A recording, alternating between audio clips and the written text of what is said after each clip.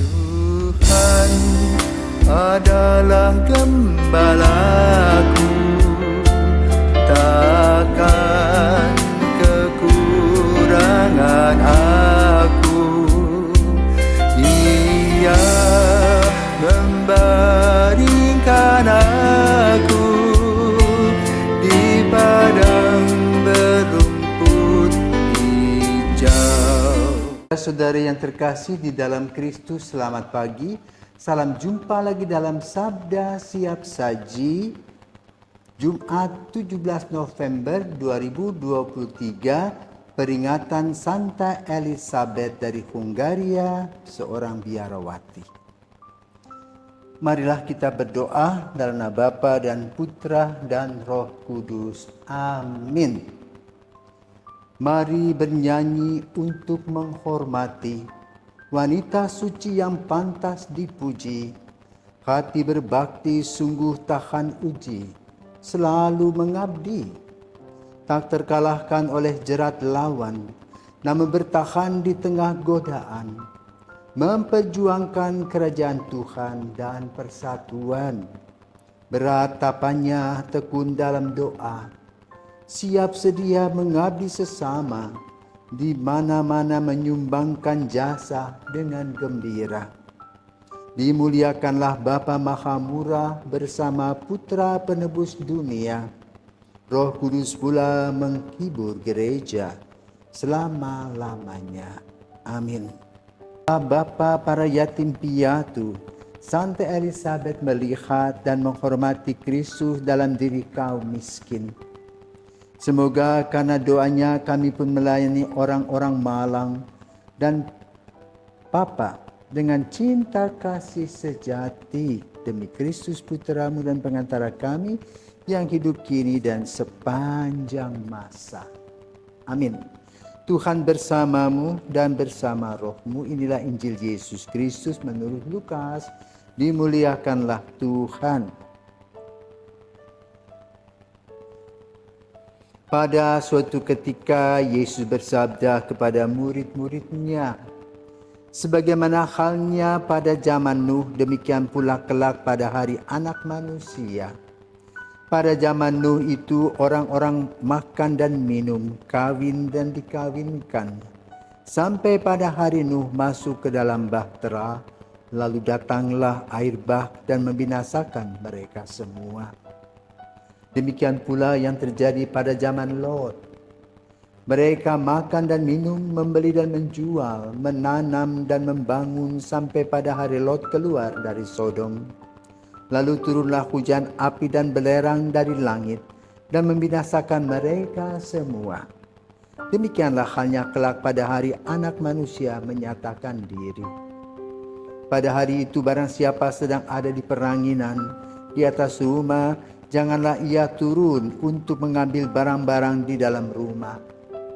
Demikian pula yang sedang berada di ladang, janganlah ia pulang, ingatlah akan istri Lot. Barang siapa berusaha memelihara nyawanya, ia akan kehilangan nyawanya. Dan barang siapa kehilangan nyawanya, ia akan menyelamatkannya. Aku berkata kepadamu, pada malam itu kalau ada dua orang di atas ranjang, yang satu akan dibawa dan yang lain ditinggalkan. Kalau ada dua orang wanita yang sedang bersama-sama menghilang, yang seorang akan dibawa dan yang lain akan ditinggalkan. Para murid lain bertanya, di mana Tuhan?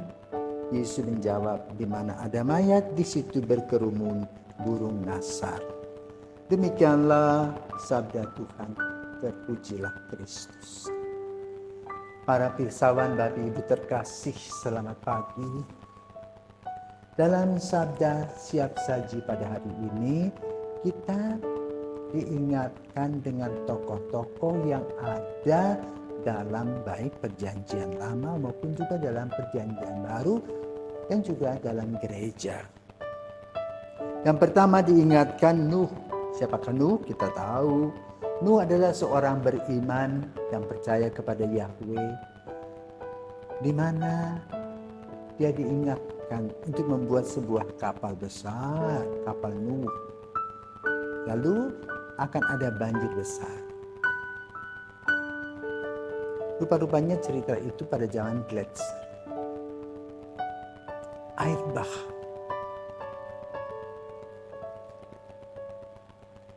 Nuh tidak tinggal diam ketika mendengar akan ada air bah. Maka dia dengan tekun membuat kapal besar bersama anak-anaknya, dan kemudian digambarkan memasukkan semua yang bisa dimasukkan ke sana. Dan selama 40 hari 40 malam banjir mengisi bumi. Dan di mana pada saat itu gambarkan binatang-binatang berpasang-pasangan dimasukkan di dalam kapal yang besar itu. Kapal itu berjudul kapal kasih Tuhan. Dan setelah 40 hari Nuh membuang atau membiarkan seekor merpati datang, dan kemudian burung itu mengambil sebuah tangkai atau pucuk dari pohon zaitun yang kemudian dilambangkan sebagai Roh Kudus yang memberikan kepada kita kehidupan. Nuh, orang lain tidak mendengarkan apa yang dikatakan Nuh. Nuh mendengar dengan iman, harapan, dan kasih. Yang kedua, Lot, tentang Sodom dan Gomora. Abraham berdoa agar tidak terjadi, malah petaka. Ternyata yang beriman hanya satu Lot. Maka kemudian Sodom ditunggang balikan dengan api, tapi Lot diselamatkan. Dan juga kita ingat tentang patung garam dari istri Lot yang menoleh ke belakang. Sudah dalam perjanjian lama dalam kitab Kejadian. Yang ketiga, tentang istri Lot sendiri, bahwa dia tidak percaya, dia melihat ke belakang dan dia boleh katakan menjadi batu, dan itu diyakini oleh umat Israel, bahwa orang yang tidak beriman, yang tidak punya harapan dan tidak punya kasih, itu tidak diberkati Tuhan air hidupnya. Yang keempat, dalam Injil pada hari ini kita mendengar tentang apa? Pandangan Yesus yang berkaitan dengan hari esok.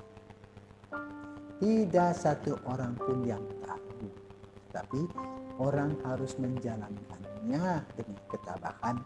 Dan hal ini diterjemahkan oleh seorang kudus yang pada hari ini kita peringati bernama Santa Elizabeth dari Hungaria. Di mana Santa Elizabeth adalah seorang wanita yang dikawinkan oleh keluarga, dari keluarga Hungaria, dinikahkan pada usia 14 tahun dan menjadi istri atau permaisuri dari Raja Louis. Tapi jiwanya adalah jiwa Kristiani. Ketika ia tinggal di rumah, di istana, dia melihat, dan dia mungkin boleh katakan orangnya suka pergi ke sana kemari dan melihat bagaimana rakyatnya lapar dan menderita, terutama pada musim dingin.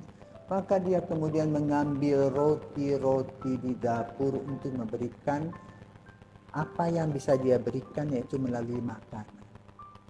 Namun tentu pihak istana berang karena persediaannya disiapkan selalu kurang. Nah, di sana lahir ketegangan antara Elizabeth dengan orang-orang di dapur, dan orang-orang di dapur lapor kepada yang berwenang. Berwenang itu bisa mertuanya, bisa juga kepala dapur dan sebagainya. Dan pada satu hari dia dihadang setelah masuk dapur. Dia dihadang karena bagian-bagian dapur sudah melaporkan itu loh, di kantongnya ada roti. Maka kemudian diminta dikeluarkan. Kalau memang dia dikeluarkan, artinya dia akan dihukum, mungkin akan diusir dan sebagainya dari istana itu. Tetapi yang ternyata adalah keluar bunga-bunga mawar.